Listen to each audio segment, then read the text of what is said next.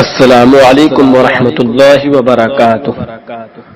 امید کرتا ہوں کہ آپ لوگ خیر وافظ ہوں گے۔ اللہ آپ کو سلامت رکھے۔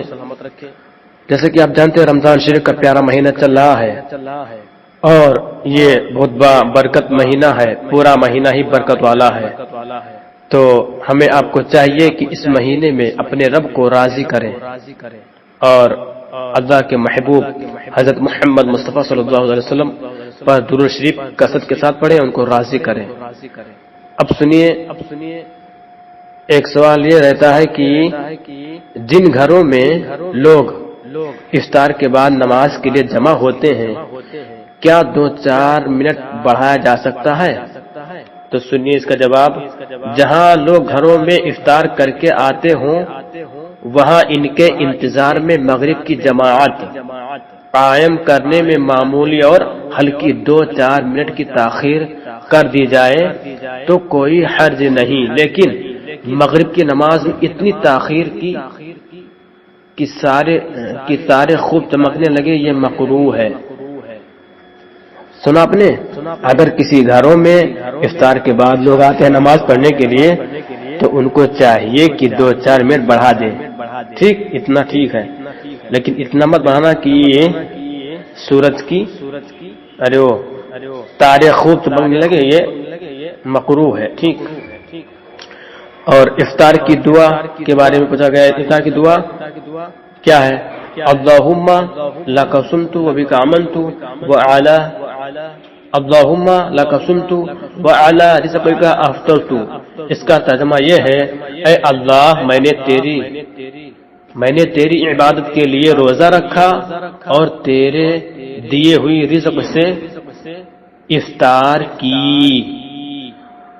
جو لوگ عربی کی کلمات نہیں ادا کر سکے وہ اردو وغیرہ میں بھی دعا پڑھ سکتا ہے۔ صحیح یہ ہے کہ، اور یہ بھی جان لو، افطار کی دعا پڑھی کب جاتی ہے یہ بھی جاننا ضروری ہے، ٹھیک۔ افطار کی دعا پڑھا جب جائے گا جب آپ بسم اللہ شریف پڑھ کر خضور یا پانی سے روزہ کھولیں اور پھر افطار کی دعا کریں، یہ صحیح طریقہ ہے۔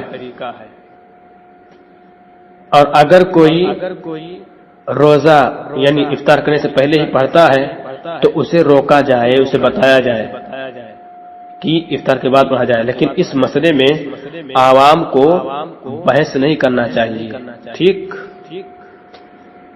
اور دوسری بات یہ ہے، افطار پارٹی یعنی افطار لوگ کراتے ہیں، ٹھیک، اس کے بارے میں بھی جان لیجیے، نہیں تو ہو سکتا ہے کہ اللہ تعالی ہم سے ناراض ہو جائے، ٹھیک۔ سنیے آپ، آج کل رمضان کے روزے کی افطار جو ایک اسلامی سنت ہے وہ ایک فیشن بن گئی ہے، لوگوں نے فیشن بنا دیا ہے افطار کو۔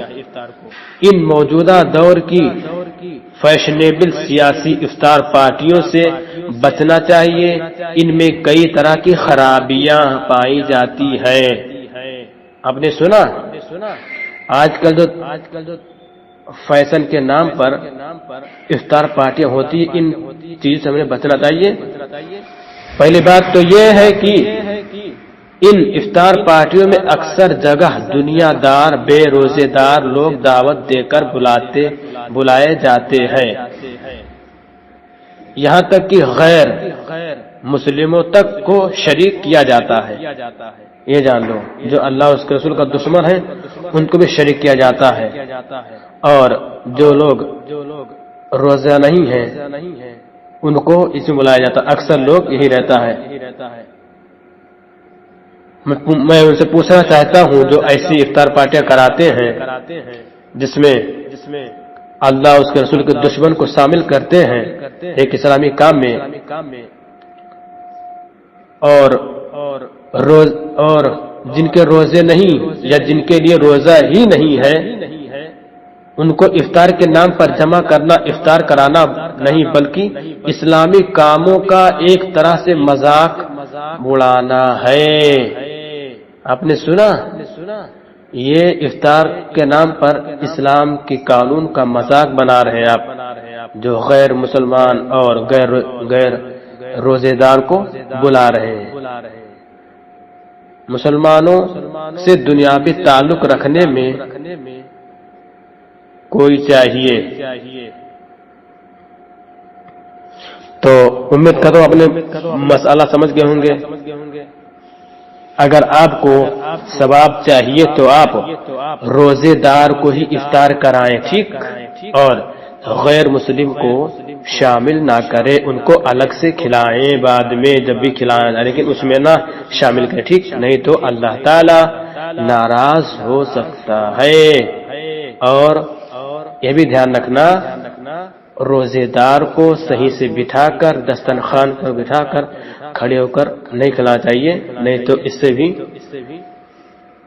سنت کے خلاف ہے اور ثواب میں کمی آ سکتی ہے اور رزق کی بربادی بھی ہوتی ہے. تو یاد رکھنا مسلمانوں، رمضان شریف کا پورا پیارا مہینہ ہے. اللہ سے رشتہ موجود کرو اور رسول سے رشتہ موجود کرو اور اللہ اس کے رسول کو مناؤ، اپنے نبی کو اللہ کو مناؤ رو رو کر. اللہ کی بارگاہ میں دعا ہے مولا تمام ایمان والوں کی مان والوں کی جان مال عزت آبرو مال کی حفاظت فرما. یا اللہ ہم میں سے کسی نے ایسا کیا مولا ہم نہیں جانتے تھے، مولا ہماری خطاؤں کو معاف فرما دے. مولا ہمیں ان سب چیزوں سے ہمیں بچ کر زندگی گزارنے کی توفیق عطا فرما. یا اللہ ہمیں ماہ رمضان میں زیادہ سے زیادہ قرآن شریف، نماز، روزہ رکھنے کی توفیق عطا فرما. یا اللہ ہم سب کی روزہ کو نماز کو اپنی بارگاہ میں قبول فرما لے. مولا ہم سب کو زیادہ سے زیادہ نیکی کرنے کی توفیق عطا فرما. یا اللہ ہمیں ہر برے کام سے ہمیں اور تو مسلمانوں کی حفاظت فرما. یا اللہ ہماری دعاؤں کو اپنے حبیب صلی اللہ تعالی علیہ وسلم کی وسیلے سے مولا اپنی بارگاہ میں قبول فرما. مولا خاص کر اہل فلسطین و غزہ کی مدد فرما دے. مولا یا اللہ المظلوم مسلمانوں پر رحم کرم فرما، فضل فرما. یا اللہ بیت المقدس کی آزادی عطا فرما. یا اللہ تمام دشمنان اسلام کا خاتمہ عطا فرما. اللہ جہاں جہاں مسلمانوں پر ظلم ہٹایا جا رہا ہے مولا دبئی سعودی میں جہاں جہاں ایمان گئے ہیں مولا کام کے لیے گئے وہ کسی وجہ سے پھنس گئے مولا ان سب کی غیب سے مدد فرما دے. ان کی جان مال عزت آبرو ایمان کی حفاظت فرما. اللہ ظالموں کو ہلاک و برباد فرما. یا اللہ تمام یہودی ظالموں کو نیست و نابود فرما. خدا حافظ.